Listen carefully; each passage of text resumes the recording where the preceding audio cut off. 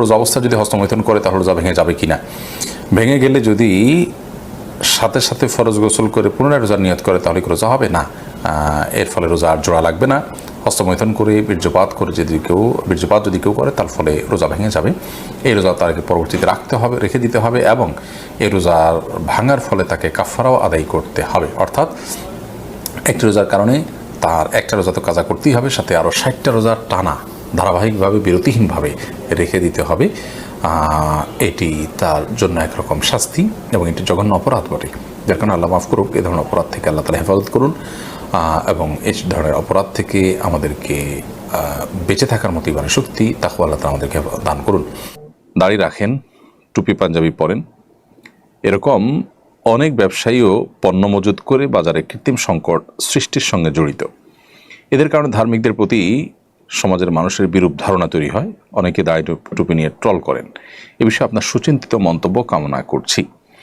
দেখুন, যারা মুখে লম্বা দাড়ি, মাথায় টুপি, গায়ে পাঞ্জাবি এবং নামাজ রোজা করেও মানুষের অসুবিধা তৈরি হয় এরকম কোনো কাজ করেন অথবা কৃত্রিম সংকট সৃষ্টি করবার জন্য মজুদদারি করেন, তারা একাধারে বগধার্মিকতার পরিচয় দিচ্ছেন।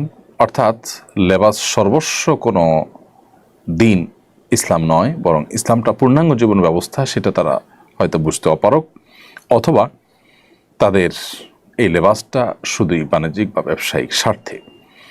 দুটির একটি নিশ্চয়ই, হয় তারা ইসলামকে বোঝেননি, তারা মনে করেছেন ইসলামটা পোশাকই একটা ধর্ম, এটি তাদের একটি ভুল ধারণা, অথবা এটা তাদের বাণিজ্যিক একটি টুল মাত্র।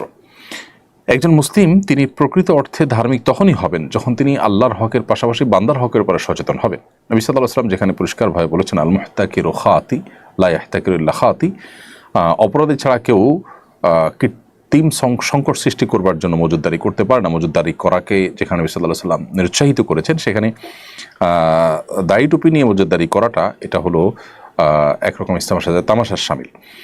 দ্বিতীয়ত, আমরা আমাদের যে সমস্ত ভাই ব্রাদাররা যারা বাহ্যিকভাবে ইসলাম চর্চা করেন কিন্তু বেচাকেনা করতে গিয়ে, ব্যবসা বাণিজ্য করতে গিয়ে, অন্যান্য কাজকাম করতে গিয়ে তারা আল্লাহর বিধিবিধানকে মেনে চলছেন না, মানুষের কষ্টের কারণ হচ্ছেন, মানুষের অধিকার নষ্ট করছেন, তারা ইসলামটাকে ভালো করে যেন বোঝেন, ইসলামটাকে ভালো করে যেন শেখেন এবং জানার চেষ্টা করেন, সেই জন্য আমি তাদেরকে বিনয়ের সাথে অনুরোধ করছি। এই সমস্ত মানুষদেরকে যারা ধার্মিক মনে করেন, অনেক আলেম ওলামা আছেন তাদেরকে মসজিদ মাদ্রাসার সাথে অ্যাকোমোডেট করেন, তাদেরকে আমরা বলবো যে দিনের প্রকৃত রূপটা তাদের সামনে তুলে ধরার চেষ্টা করবেন। একজন মানুষ তিনি যখন বেচাকেনা করবেন, মানে ক্রেতা হবেন কিংবা বিক্রেতা হবেন, তখনও তাকে অন্যের অধিকার এবং সুবিধার দিকটা খেয়াল রাখতে হবে। আপনার আগের কম দামে কেনা জিনিসপত্র আপনি সরিয়ে রাখছেন, রমজানের দাম বাড়বে তখন আপনি সরিয়ে সেটা বিক্রি করবেন, পরিষ্কার এটি নাজায়েজ। বাজারের স্থিতিশীলতা রক্ষা করার জন্য শরিয়ার নির্দেশ, সরকারি নির্দেশ শুধু নয়, শরিয়ার নির্দেশ হলো আপনি বাজারে স্বাভাবিক আচরণ করবেন, অস্বাভাবিক আচরণ নয়, যা আছে সেটা বিক্রি করবেন। দাম যখন বাড়বে তখন আপনি বেশি দামে পণ্য কিনে সেটা আপনি বিক্রি করবেন সে দামেই। যদি আপনি এভাবে ব্যবসা করতে পারেন, অর্থাৎ বেশি দামে দাম বেড়ে গেলে তখন বেশি দামে কিনে বেশি দামে বিক্রি করবেন, সে দামের আনুপাতিক হারে আপনি বিক্রি করবেন, তাতে যদি ব্যবসা আপনার কম হবে। কিন্তু যদি আপনি আগে থেকে মাল স্টক করে রেখে এরপর দাম বাড়ার পর বিক্রি করেন, তাহলে সেক্ষেত্রে এটা হবে কৃত্রিম সংকট সৃষ্টি করা। বিশেষ করে এই ধরনের মাল সরায় রাখার ফলে যে সংকট সৃষ্টি হয় তার ফলেও দাম অনেক সময় বেড়ে যায়। তো এর জন্য যত মানুষের কষ্ট হবে এবং অতিরিক্ত মুনাফা অর্জন করা হবে এখানে, সেটা অবশ্যই নাজায়েজ এবং গুনাহ হবে।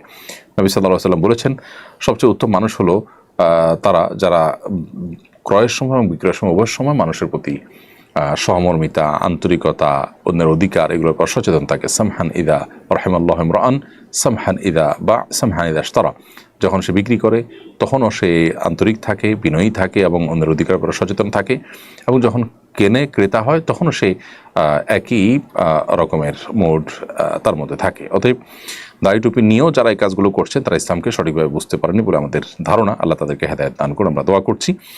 তবে এর কারণে দাড়ি টুপি নিয়ে ট্রল করার কোনো কারণ নেই, কারণ বড় টাকার নোট সাধারণত জাল হয়, ছোট টাকার নোট জাল হয় না। তো এর মানে এই না যে বড় টাকার দোষ আছে। দাড়ি টুপি লাগালে মানুষ ভালো মনে করবে, কারণ দাড়ি টুপিওয়ালা মানুষ সাধারণত ভালো হয়ে থাকে। অতএব এই লেবাস যদি কেউ ধারণ করে এটা তার ত্রুটি, লেবাসের ত্রুটি না, বিধায় লেবাস নিয়ে ট্রল করাটা অবশ্যই অনুচিত।